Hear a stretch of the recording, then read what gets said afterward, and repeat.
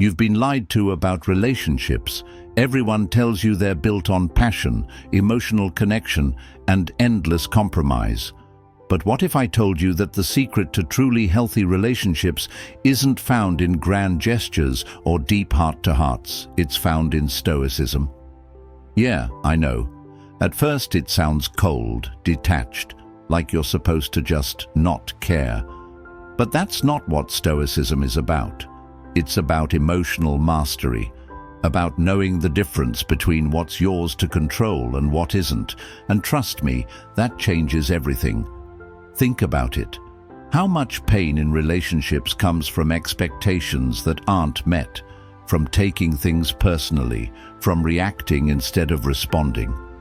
Stoicism gives you the tools to navigate love, friendships, and even conflict with clarity, confidence, and peace.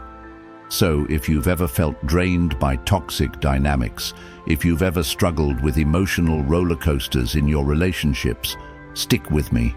Because by the end of this video, you'll have a whole new perspective on what it means to connect with others without losing yourself. Let's get into it. Number 1. Radical emotional apathy. You ever notice how people expect you to react? Like the moment someone pushes your buttons, they're just waiting for the fireworks. But what if you didn't give them that satisfaction? What if instead of reacting, you just didn't care, at least not in the way they expect? I know, you're probably thinking, so I'm just supposed to be a robot now? No, stay with me. What I'm talking about isn't cold indifference. It's something more powerful, radical emotional apathy. It's the art of controlling your emotions so well that no one else can use them against you. We've all been there. That one friend, co-worker, or partner who thrives on stirring up drama. Maybe it's the passive-aggressive remarks, the guilt-tripping, or that classic move where they bait you into defending yourself over something ridiculous. And what do? We engage, we explain, we defend. And the more we do, the more power we give them, because the moment you react emotionally, you're playing their game. But here's the twist. What if you refuse to play? Radical emotional apathy isn't about shutting down your feelings. It's about mastering them. It's about understanding that not everything deserves your energy. Think of it like this. Someone hurls an insult your way. Normally, you might feel the urge to snap back, prove them wrong, or at least let them know how unfair they're being. But what if instead you just shrugged? Not in a sarcastic, dismissive way that invites more conflict, but in a way that says, "This is beneath me." Because the truth is, most of the time, it is. I learned this the hard way. A while back, a co-worker, let's call him Mike, was the king of subtle digs. You know the type. The guy who says things like, "Oh wow, you actually finished that report on time. Didn't think you had it in you." At first, I'd play along, laugh it off, or, on bad days, snap back with a snarky response. But then, I tried something different. The next time he threw a little jab my way, I just looked at him, nodded, and went back to my work. No reaction, no defense, nothing. And you know what happened? He stopped, because without my emotional response, there was no fuel for the fire. And that's the power of radical emotional apathy. It's not about suppressing emotions. It's about strategically choosing where they go. It's about recognizing that the moment you need to prove something to someone, you've already lost. This is about reclaiming your space, your peace, and your dignity. Because not everything needs a reaction. Not everything deserves your energy. And once you start practicing this, you'll see how much power you actually hold. So the next time someone tries to pull you into their chaos, pause, breathe, and remind yourself, not everything is worth engaging with. Master that, and you'll be untouchable. Number 2, the silent ultimatum. You ever notice how some people just don't respect boundaries until they have to? You tell them directly, you explain yourself, You even try to be the bigger person, yet somehow they keep pushing, testing, taking more than they should. Now here's where most of us go wrong. We think if we just find the right words, the perfect argument, they'll finally get it.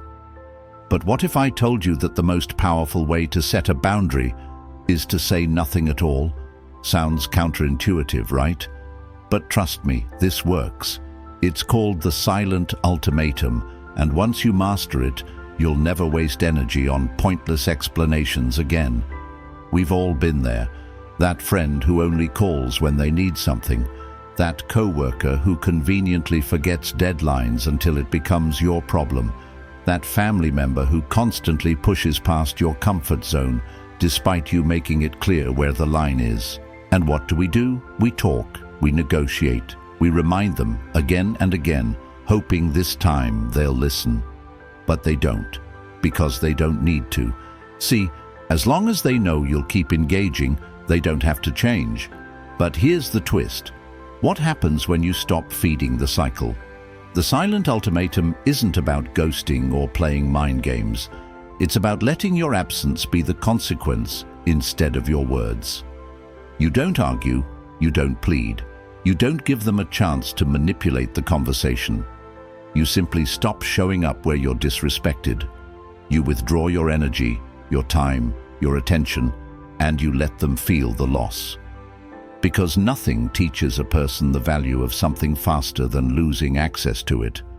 I learned this lesson with a friend, let's call her Sarah, who had a habit of making plans and then cancelling at the last minute. Every single time. At first, I'd call her out, express my frustration, try to make her see how inconsiderate it was. She'd apologize, promise to do better, and then flake again. One day, instead of another pointless conversation, I just stopped inviting her. No drama, no speech, just silence. And guess what? A few weeks later, she reached out, suddenly realizing she'd been treating me like an afterthought. Because when my time was no longer available on demand, she finally had to decide whether she valued it or not. And that's the beauty of the silent ultimatum. It forces people to face the reality of their own actions without you having to prove anything to them. No more over-explaining, no more begging for respect, just a simple, quiet withdrawal of your presence. This isn't about punishing people. It's about showing them, without words, that your boundaries are real, that you mean what you say, and that if they refuse to respect you, they'll simply have to do it without you in their life. So the next time someone crosses a line, resist the urge to argue. Just step back. Watch what happens when you remove your energy from the equation. If they care, they'll correct their behavior. If they don't, then they were never going to respect you in the first place. Either way, you win. Number 3, selfish generosity. Most people will tell you that generosity is about giving without expecting anything in return. Sounds noble, right? But let's be real. How many times have you given your time, your energy, your help, only to feel drained afterward? How often have you found yourself overextending for people who wouldn't do the same for you? Here's a hard truth. Generosity, when done wrong, can be a fast track to burnout. That's why I want to introduce you to something different, selfish generosity. Giving, but on your terms. Helping, but in a way that benefits you too. It's generosity that doesn't leave you feeling empty. And trust me, it changes everything. We've all been there. You're always the one saying yes. The one staying late at work to help a colleague, even when your own deadlines are piling up. The friend who listens for hours, offering advice and support, yet when you need someone, crickets. The family member who always steps up because that's just who you are. But at what cost? You tell yourself you're being kind, that this is what good people do. But deep down, there's resentment building. And you know why? Because one-sided generosity isn't kindness, it's self-sacrifice. And that's not sustainable. Selfish generosity flips the script. It means you still give, you still help, but in ways that align with your own well-being. It means asking yourself, do I actually want to do this? Does this make sense for me? If the answer is no, then it's okay to say no. If the answer is yes, then give freely, but without the expectation that others owe you something in return. That's where the power lies. You're not giving because you have to, but because you choose to. And that small shift makes all the difference. I learned this the hard way when a friend, let's call him Jake, would always ask for favors, borrowing money, needing rides, expecting me to be available whenever he needed to vent. At first I thought, that's what friends do, right? But then I realized something. Jake never really checked in on me, never asked how I was doing. It was always a one-way street. So I stopped overextending. The next time he asked for something, I asked myself, do I actually want to do this, or do I feel obligated? And for the first time, I said no. And you know what happened? Nothing. The world didn't end. Jake just found someone else to lean on. And I realized I had been giving out of habit, not out of genuine desire. This is about protecting your energy, about making sure that when you give, it's coming from a place of abundance, not exhaustion. Because generosity isn't about depleting yourself. It's about sharing what you can when you want to, in a way that still leaves you whole. So here's the takeaway. Help people, but don't set yourself on fire to keep them warm. Number 4. Love as a loan, not a gift. Let's get one thing straight. Unconditional love is one of the biggest scams we've been sold. Love should never be a gift. A gift implies you hand it over, no strings attached, no expectations, just take it. And that sounds noble, right? Selfless, pure. But in reality, that kind of love is a one-way ticket to being used, overlooked, and drained. Instead, love should be a loan, an investment, something given with the expectation of reciprocity, of appreciation, of care. Because love, real love, is not just about giving, it's about exchange. We've all been there, giving endlessly to someone who doesn't give back, making excuses for people who keep withdrawing from us without ever making a deposit. You pour yourself into a relationship, friendship, romance, even family, thinking that one day they'll see your worth, but they won't. Because when you give love like a gift, you're teaching them that your effort, your presence, your care, it's all free.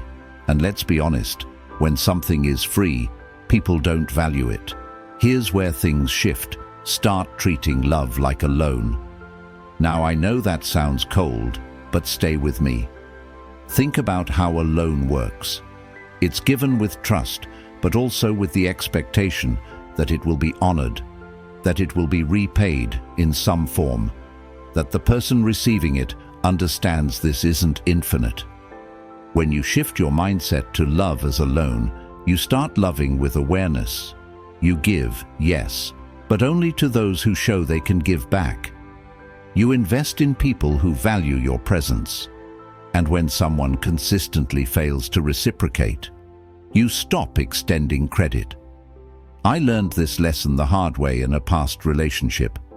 I was always there, emotionally, mentally, physically, doing the little things, putting in effort, making sure they felt supported. And at first I told myself, that's just love, right? Giving without expecting. But over time, I started to notice my efforts were never met with the same energy. My needs, my feelings, my efforts, they weren't a priority, and it hit me. I had been giving love like a gift, assuming that someday they'd realize and return the favor. But love doesn't work like that. People don't suddenly wake up and start valuing what they've been conditioned to take for granted. So I stopped. I withdrew my energy, my attention, my care. And when I did, I saw the truth. They never intended to invest in me the way I invested in them. This is about protecting your heart. It's about understanding that love is meant to be a two-way exchange. It's about knowing your worth and refusing to offer infinite emotional credit to people who keep defaulting. Love is not about proving yourself, hoping one day someone appreciates you. It's about recognizing when someone is capable of returning what you give. So here's the takeaway. Stop handing out love like it's free. Start lending it to those who actually value it. And if they can't, then they don't deserve the investment.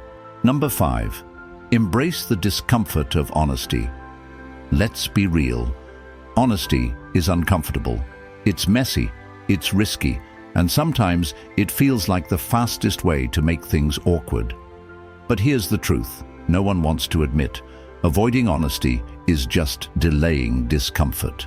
The conversation you're dodging, the feelings you're suppressing, the truth you're softening to keep the peace. It all builds up like a debt, and eventually you'll have to pay it with resentment, frustration, or regret. So why not rip off the bandage now? We've all done it. You hold back what you really think because you don't want to seem rude. You nod along to something that bothers you because it's not worth the argument. You say it's fine when it's absolutely not fine, and in the moment, it feels like the right choice. It keeps things smooth, keeps relationships intact, keeps you from feeling exposed. But over time, that silence turns into exhaustion. You start feeling unheard, unseen, maybe even disrespected. Because when you constantly swallow your truth, you teach people that your feelings are negotiable. Here's the shift. Start embracing the discomfort of honesty instead of avoiding it. It won't always be easy, but it will always be cleaner than the chaos of unspoken resentment. Honesty doesn't have to be brutal or cruel, it just has to be real. It sounds like, "Hey, I know you meant well, but that comment didn't sit right with me." Or, "I don't feel appreciated when I'm the only one putting in effort." Or even, "I can't keep pretending this is okay when it's not." These moments are uncomfortable, yes, but they're also clarifying. They bring truth to the surface and give people a choice. Respect your honesty or expose their unwillingness to. Either way, you walk away knowing you showed up for yourself. I learned this the hard way. I once spent months pretending everything was fine in a friendship when it wasn't. I kept making excuses, telling myself I didn't want drama, that it wasn't that bad. But every time I bit my tongue, I felt more distant, more unseen. Finally, I said what I'd been holding back, and yeah, the conversation was tense. It was not fun. But you know what? It gave me clarity. It freed me. And most importantly, it reminded me that my voice mattered. This isn't about being blunt for the sake of it. It's about giving yourself the same honesty you wish others would give you. It's about choosing temporary discomfort over permanent regret. So the next time you feel that hesitation, when your gut is screaming to say something but your fear is telling you to stay quiet, choose honesty. Feel the discomfort. Lean into it. Because honesty, even when it's hard, is a form of self-respect. And that's a discomfort worth embracing. Number 6. Control the narrative. Control the bond. People don't just connect with you because of who you are. They connect with you because of the story they believe about who you are. And here's the twist. Most of the time, you're the one handing them the script. Whether you realize it or not, the way you present yourself, the things you tolerate, the way you respond to situations, all of it shapes the narrative that people build around you. And once that narrative is set, it dictates how they treat you, how much they value you, and even how they feel about you.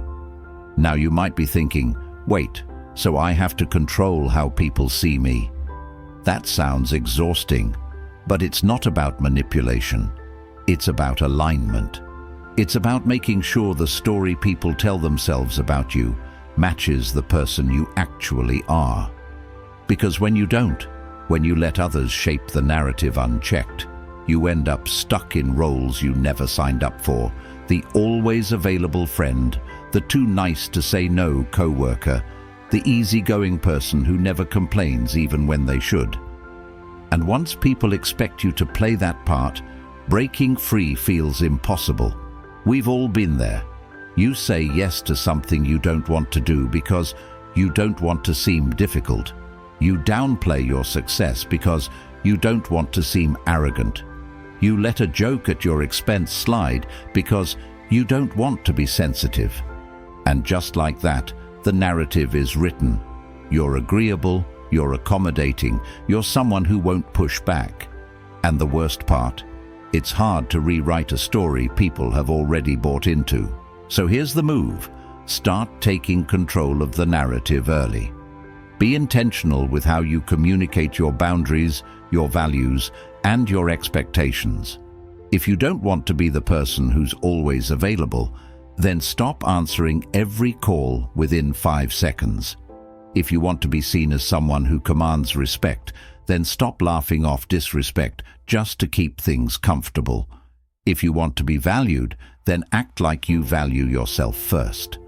Because people will treat you how they perceive you, and that perception starts with you. I learned this lesson the hard way. There was a time when I used to over-explain myself constantly. If I couldn't make a meeting, I'd list 10 reasons why. If I disagreed with someone, I'd soften my words to the point where my opinion barely existed. And because I was setting that expectation, people started assuming I would always justify myself, always bend, always compromise. One day I caught myself apologizing for saying no, and that's when it clicked. I was the one writing this version of myself. So I stopped over-explaining. I let my decisions stand without a paragraph of disclaimers. And guess what? No one pushed back. No one fought me on it. Because I had changed the narrative, and people simply adjusted. This isn't about being cold or calculating. It's about owning the version of yourself that you put into the world.